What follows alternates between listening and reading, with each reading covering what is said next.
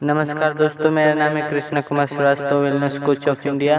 मैं आप सभी को बताऊंगा कि एक ऐसा अनोखा दवा है जिसका नाम है करेंट। वो दवा ऐसा है जिसको लगाएं सर्दी खांसी जुकाम कोई भी प्रॉब्लम जड़ से खत्म।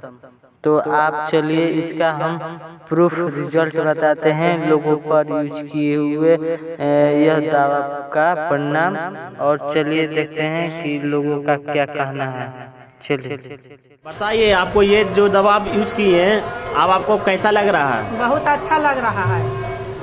और बताइए। और मन सांस उसमें दिक्कत था, उस सब से सांस अच्छी लग रहा है, बढ़िया सांस लेने में अच्छा लग रहा है। सर्दी भी ठीक नहीं लग रहा है।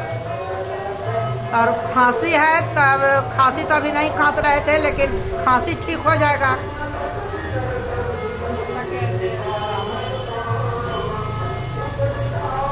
और कुछ बोलना है? कितना देरी में आपको रिलीफ मिल रहा? 1 मिनट में। 1 मिनट में एकदम रिलीफ मिल हाँ, गया ना? रिलीफ मिल गया। हाँ बताइए। चलिए बहुत बहुत अच्छा, आपको धन्यवाद। बताइए, आपका जो सर्दी का जो प्रॉब्लम था वो कैसा है, बताइए आप। सर्दी हमको 1 महीना से था, जकड़ियाल।